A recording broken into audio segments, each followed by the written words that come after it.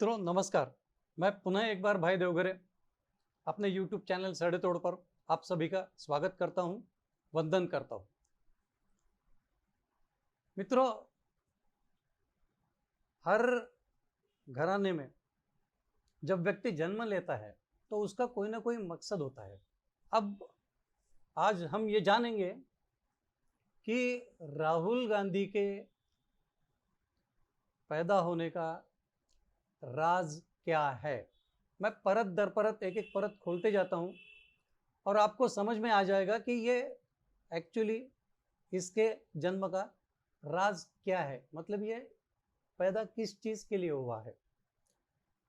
किसी विशिष्ट काम के लिए राहुल गांधी इनका जन्म हुआ है। और इसी के साथ हम लोग जानेंगे मोदी जी के तरफ से हमारी क्या अपेक्षाएं हैं। क्या हमारी अपेक्षाएं सिर्फ पीओके तक सीमित है? दूसरा, प्राचीन धनुर्विद्या में हमारी कितनी महारत हासिल थी, ये भी इसमें जानेंगे। तीसरा, जवाहरलाल नेहरू ने तिब्बत चीन को क्यों दिया, कैलाश मानसरोवर प्रदेश क्यों दिया। चौथा, इंदिरा गांधी की गोलियों के बौछार से या छलनी होने से क्यों मौत हो गई।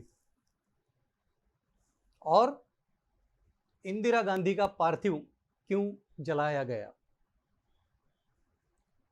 थोड़ा लंबा वीडियो आराम से देखो, मैं एक एक चीज आपको सही समझाता हूं और राहुल गांधी का जन्म किस चीज के लिए हुआ वो आपको समझ में आ जाएगा, उसका राज समझ में आ जाएगा। मैं एक 3-4 उदाहरण आपको देता हूं। जैसे इधर राजा दशरथ धनुष्य पे प्रत्यंचा लगाए बैठे हैं। घनघोर अंधेरी रात है। नदी के इस किनारे पर राजा दशरथ बैठे हुए हैं। दूसरी तरफ पानी का बहाव चल रहा है, पानी बह रहा है बीच में, और दूसरी तरफ कुछ पानी में बदलाव आता है, पानी की आवाज में बदलाव आता है। राजा दशरथ अपना तीर चलाते हैं। उनको लगता है शिकार के लिए जब बैठे हैं तो कहीं शिकार का आवाज आएगा, मगर एक मनुष्य का आवाज आता है और राजा दशरथ घबरा जाते हैं। तुरंत राजा दशरथ जहां पर तीर चलाया है वहां पर जाके देखते हैं तो वहां पे बालक श्रावण, उसको तीर लगा हुआ है। उसको तीर लगने के बाद में वो सीधा सीधा अपने हाथ का एक जो पानी का बर्तन था वो राजा दशरथ को थमाता है। कहता है कि देखो यार, मेरे माता पिता अंध है, उनको काफी प्यास लगी हुई थी, तो पहले तो उनको ये पानी पिलाओ, बाकी फिर बाद में देखते। राजा दशरथ असहाय अंध, जिनका सिर्फ श्रावण बालक ही उनका सहारा होता है, उसके पास जाते हैं, उसको पानी पिलाते हैं और उसको बताते हैं कि मेरे हाथ से ऐसे ऐसी आपके बालक की हत्या है। तो वापस आके देखने के बाद में वहां पे श्रावण बालक का पार्थिव पड़ा हुआ रहता है। असहाय अंध माता पिता अपना एकमात्र सहारा खोने के बाद राजा दशरथ को श्राप देते हैं कि हे राजा दशरथ, जिस पुत्र वियोग के कारण हम प्राण त्याग रहे हैं, तेरा भी मृत्यु उसी पुत्र वियोग के कारण होगा। इसका मतलब श्राप जो है वो प्रभु श्री रामचंद्र को भी मुक्त नहीं कर पाया। श्राप की महिमा ऐसी है। दूसरा उदाहरण मैंने बोला था धनुर्विद्या का। मोहम्मद घोरी ने 17 बार पृथ्वीराज चौहान पर आक्रमण किए और पृथ्वीराज चौहान से हार कर 17 बार पृथ्वीराज चौहान ने उसको माफी दे दी। लेकिन जब 18वें बार मोहम्मद घोरी ने पृथ्वीराज चौहान को जीत लिया, तब उसने पृथ्वीराज चौहान को माफी नहीं दी। उसने पृथ्वीराज चौहान की धर्मपत्नी रानी जो थी उसको उठाकर अपने सैनिकों में फेंक दिया कि इसका रेप करो। देखो, इतनी असहाय होने के बाद में जब दिल से हाय निकलती है या श्राप निकलता है, तो विपरीत परिस्थिति में भी श्राप कैसे काम कर जाता है, इसका यह बहुत सटीक उदाहरण है। पृथ्वीराज चौहान गौरी के कैद में है। उसका दोस्त जो है, उसका दोस्त गौरी को कहता है कि पृथ्वीराज चौहान के पास में ऐसी जादू है कि जहां पर आवाज होता है वही आवाज को वो भेदने की कला, धनुर्विद्या की कला उसके पास में है। अब गौरी को तो पृथ्वीराज चौहान की सर्कस करनी ही थी, उसको दिखाना ही था कि गौरी को मैंने, पृथ्वीराज चौहान को मैंने बंदी बना लिया है, तो उस पर मेरा पूरा हक है। तो भैया सारा सर्कस सेट कर लिया गया। बड़ी झांझ के ऊपर में हाथ लगेगा, आवाज आएगा, ऐसा एक हथौड़ा रखा गया। चंद्रबदर उसका जो दोस्त था वो सामने में खड़ा है। पृथ्वीराज चौहान की आंखों पर पट्टी बंधी है ताकि सिर्फ आवाज से निशाना भेज सके। और इधर बड़े ऊपर मंच पर गौरी विराजमान है। जैसे ही पृथ्वीराज चौहान का तीर कमान उसको सौंपा जाता है, तो चंद्रबदर कहता है, 4 बास 24 गज अंगुल अष्ट प्रमाण, ता ऊपर सुल्तान है बैठा, मत चूके चौहान। मतलब चंद्रबदर ने उसको आइडिया दे दिया कि इसको मारना कैसे है और वो कहां कहां कैसे कैसे बैठे है। चंद्रबदर के इतना कहने के बाद में उधर से सुल्तान जोर से आवाज देता है, शाबाश। शाबाश कहते के साथ में पृथ्वीराज चौहान को समझ में आ जाता है कि आवाज कहां से आई है, और चंद्रबदर ने दिया हुआ जो प्रमाण था उसके साथ सुल्तान की आई हुई आवाज काम कर गई। पृथ्वीराज चौहान ने तीर चलाया और वो सीधा मोहम्मद घोरी को भेद गया। मतलब आपने इतने बार माफी ले ली, लेकिन एक बार आप माफ करने की इच्छा भी नहीं रखते और उस राजा की रानी को सामान्य सैनिकों के बीच में फेंक देते हो बलात्कार के लिए। तो इस तरह का भी श्राप काम कर जाता है। यही मेरा बताने का मकसद है कि श्राप काम करता है। चलो अब हम लेते हैं अगला एक उदाहरण। हेमंत करकरे, जिसको शहीद घोषित करना कांग्रेस की मजबूरी थी। वास्तव में हेमंत करकरे ये जो पुलिस अफसर था, इसने साध्वी प्रज्ञा को पकड़ के रखा था 2008 के मालेगांव बॉम्ब ब्लास्ट में। उसकी वहां पे उसने बहुत प्रताड़ना की। संत और साध्वी इनकी हिंदू समाज में बहुत अलग पहचान होती है। इनके साथ में कोई छेड़खानी नहीं करता, इनके आशीर्वाद के लिए लोग लालायित रहते हैं। लेकिन हेमंत करकरे ने क्या किया? हेमंत करकरे ने इसको बहुत पीटा, मारा, उठा के पटका, उसके बाद में उसको मांस खाने के लिए दिया, उसको गंदी गंदी पिक्चरें दिखाई, ऐसा साध्वी प्रज्ञा खुद कहती है। अभी यही हेमंत करकरे राष्ट्रीय स्वयंसेवक संघ के लिए, यह संगठन आतंकवादी है, इसके लिए भी कांग्रेस के तरफ से काम कर रहा था। एक किताब भी आ गई थी जिसमें राष्ट्रीय स्वयंसेवक संघ आतंकवादी कैसे है, कसाब के हाथ में कलावा बांध के रखा था इन्होंने। उसके जेब में जो आइडेंटिटी थी वो हिंदू आइडेंटिटी थी। इस तरह की पूरी पूर्व नियोजित योजना करके राष्ट्रीय स्वयंसेवक संघ को आतंकवादी घोषित करने के लिए ये लोग काम कर रहे थे। जब साध्वी के मुख से या दिल से हाय निकलती है तो वो कैसे काम करती है, इसका बहुत सटीक उदाहरण यह है कि जिस राष्ट्रीय स्वयंसेवक संघ को फेक आतंकवादी संगठन करके घोषित करने के लिए काम दिया गया था,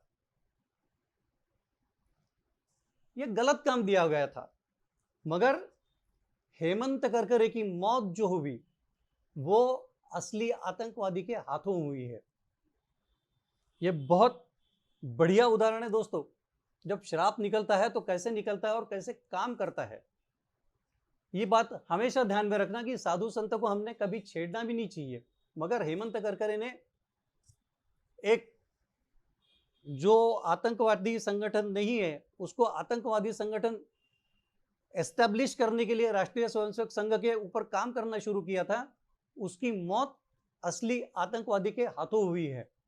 शहीद वगैरह दर्जा प्राप्त देना उसको देना वो खैर राज्य सरकार का निर्णय है, उसमें हम लोग नहीं जाएंगे। मगर कहना यही है कि जब श्राप निकलता है तो वो सच होता है और बहुत बुरी तरीके से सच होता है। उखाड़ दिया, याद आया किसने बोला था? आज मेरा घर टूटा है कल तेरा घमंड टूटेगा।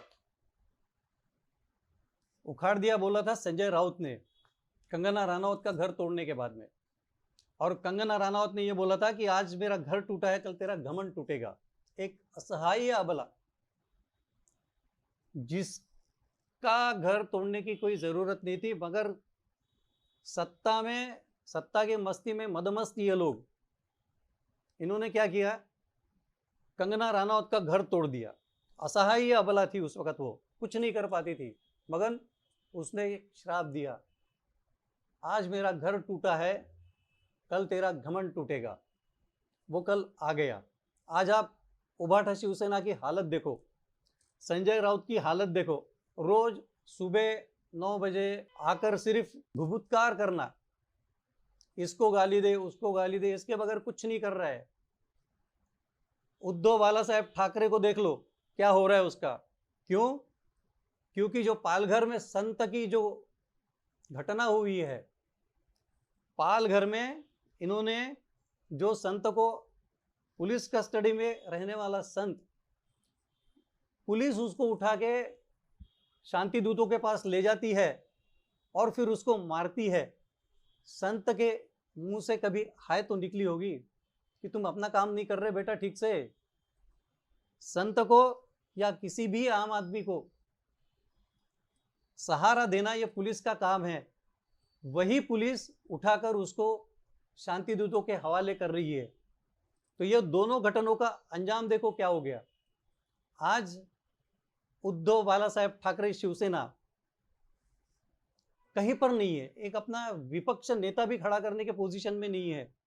जितना घमंड था पूरा चूर चूर हो गया है। मतलब यदि तुम असहाय अबला को तकलीफ दोगे, संतों को तकलीफ दोगे, तो उनके दिल से निकली हुई हाय जो रहती है, वो हाय तुमको कहां के कहां पहुंचा सकती है, ये मैं यहां पे बताने की कोशिश कर रहा हूं। और आज उद्धव ठाकरे अपने बेटे के भी कुछ केस के बारे में इधर उधर बहुत तकलीफ में है करके सुना है। सत्ता से वो घमंड उनका चूर चूर हो चुका है और आज वो सत्ता पक्ष में कहीं पर भी नहीं है, घमंड चूर चूर हो गया। साधु संतों के दिए हुए श्राप से वो वास्तव में फलित होते हैं, कायनात उनको सच करने में लग जाती है।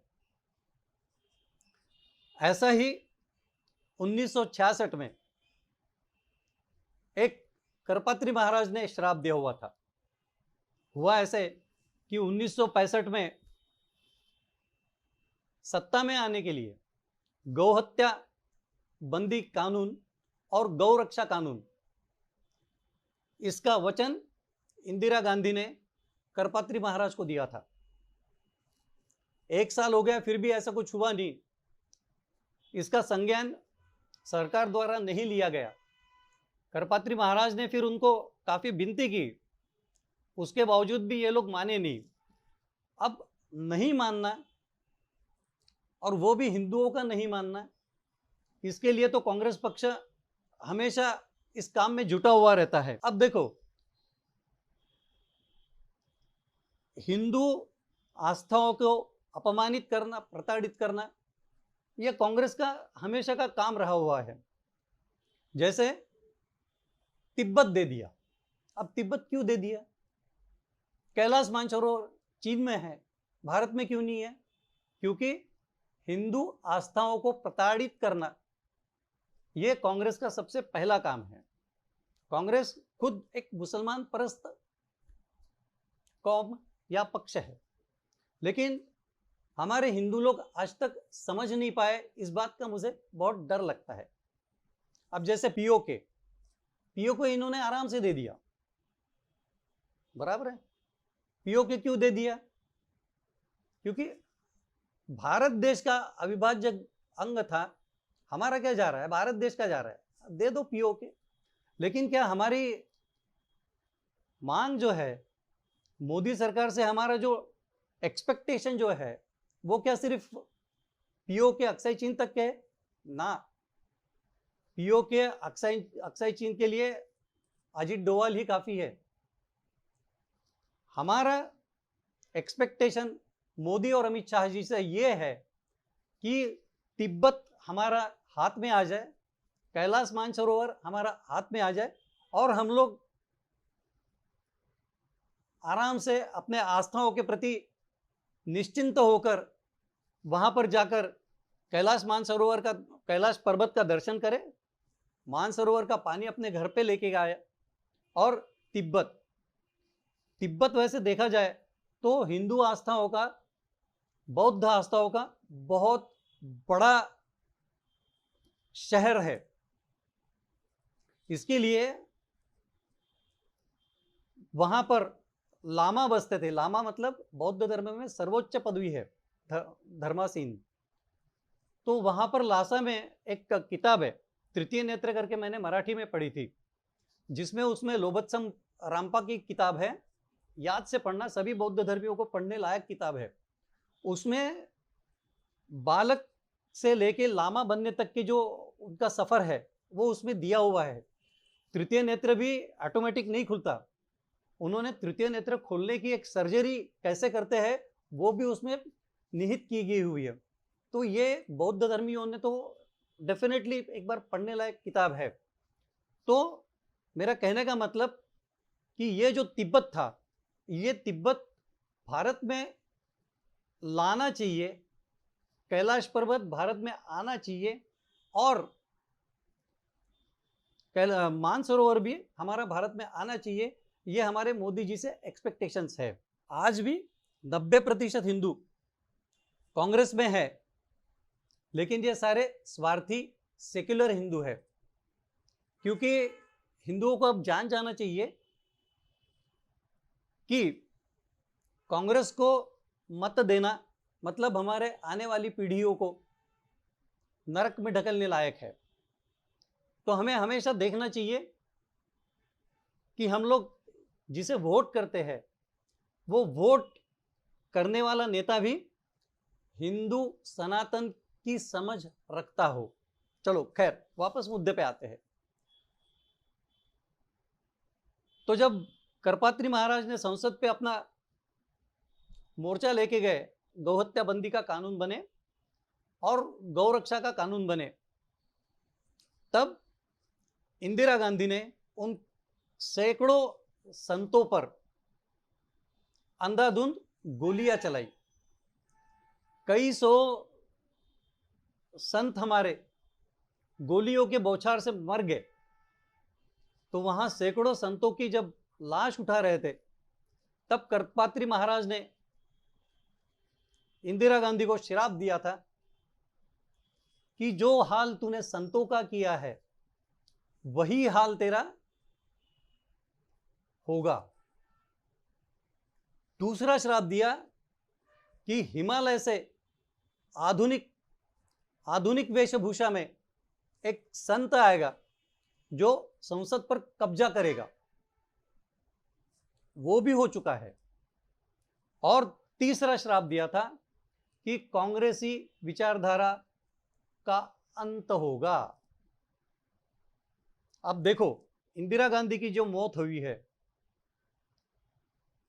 बियान सिंह और सतवंत सिंह, दो उसके जो बॉडीगार्ड थे, उन्होंने हार्डली 20 फीट के ऊपर से इंदिरा गांधी पे गोलियां दागी है। ठीक है, और 20-22 गोलियों से छलनी इंदिरा गांधी वहां पे मृत घोषित करी गई। दूसरा, अब मैं कह रहा हूं कि इंदिरा गांधी का पार्थिव जलाया क्यों गया, ये मेरा बड़ा मुद्दा है। और कांग्रेस हमेशा देखती है कि हिंदू जनमानस को कैसे मूर्ख बनाया जाए। जब सत्ता हवस की बात आती है तब सत्ता पहले होती है, धर्म बाद में होता है। अब one life is not enough में नटवर सिंह जी ने ये कहा है कि एक बार हम लोग अफगानिस्तान में सोए हुए थे रात को, तो अफगानिस्तान में रात को 12 बजे इंदिरा गांधी मैसेज पहुंचाती है कि चलो मेरे साथ हम लोग कहीं जाना है, और हम लोग निकल पड़ते हैं। तो वहां पे बाबर की मज़ार पे मत्था टेककर इंदिरा गांधी कहती है कि आज भी हिंदुस्तान हमारे हाथ महफूज है। इसका मतलब इंदिरा गांधी धर्म से मुसलमान थी, लेकिन उसको जलाया गया।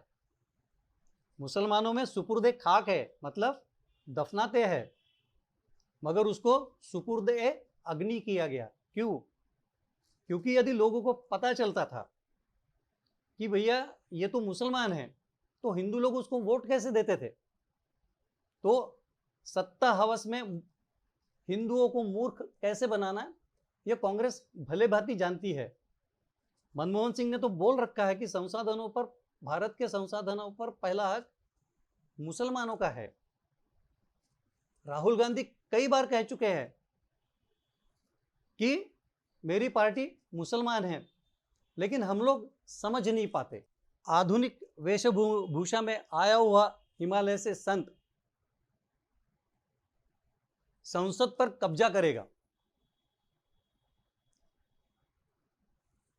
वो हो चुका है। मोदी जी आ गए हैं, उन्होंने ऑलरेडी कब्जा कर चुके हैं। अगले और 20-25 साल भाजपा सत्ता से जाएगी, ऐसा कहीं नामो निशान तक नहीं है।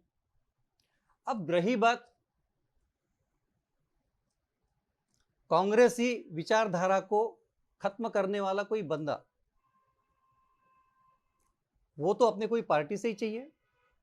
अब देखो, 1966 में करपात्री महाराज ने श्राप दिया। अब वो फलित होना कायनात को करना ही पड़ेगा, क्योंकि वो सच्चे ब्राह्मण का, सच्चे संत का एक शाप था। उसके बाद 25 फरवरी 1968 में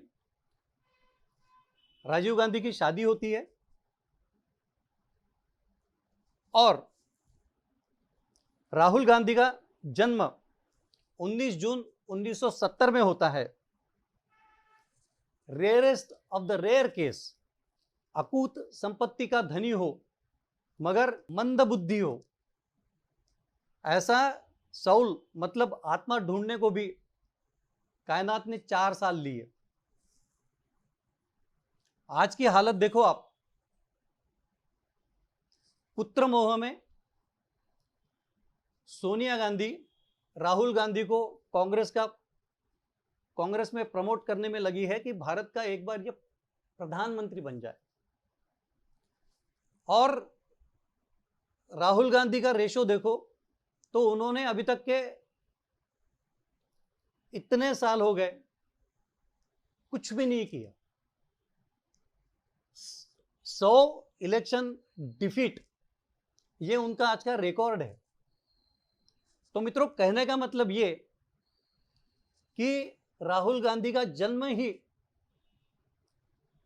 कांग्रेस पक्ष की समाप्ति के लिए हुआ है। ये यहां पे जाहिर होता है, क्योंकि जो संत का श्राप है, संतवाणी कभी गलत नहीं हो सकती, उसे साबित करने का काम कायनात को करना पड़ता है और वो सच साबित होती है। अभी तो उसके साथ में प्रियंका गांधी भी जुड़ गई है, तो हो सकता है कि ये काम बहुत फास्ट हो। तो मित्रों, आज का जो एपिसोड है, कंटेंट कैसा लगा आप जरूर बताइएगा। और ये बात ठान के रखिएगा कि राहुल गांधी का जो जन्म का राज है वो कांग्रेस पार्टी को खत्म करने के लिए ही हुआ है। और अभी आप देखो तो राहुल गांधी की अभी केसेस भी खुलना चालू हो गई है, वाड्रा की भी केसेस खुलना चालू हो गई है। अभी धीरे धीरे ये पक्ष समाप्ति की ओर जाएगा। राहुल गांधी और प्रियंका गांधी में आपस में बनती नहीं है, हमेशा ठनती है। ये बातें भी बाहर उजागर हुई है। तो ये जितना चल रहा है, कायनात धीरे धीरे इस पक्ष को राहुल गांधी द्वारा समाप्त करने की ओर, कांग्रेस पक्ष को समाप्त करने की ओर धीरे धीरे जा रही है। मित्रों, आज का वीडियो मैं यहीं समाप्त करता हूं। कैसा लगा? लाइक, शेयर, सब्सक्राइब जरूर करना। नमस्ते, धन्यवाद।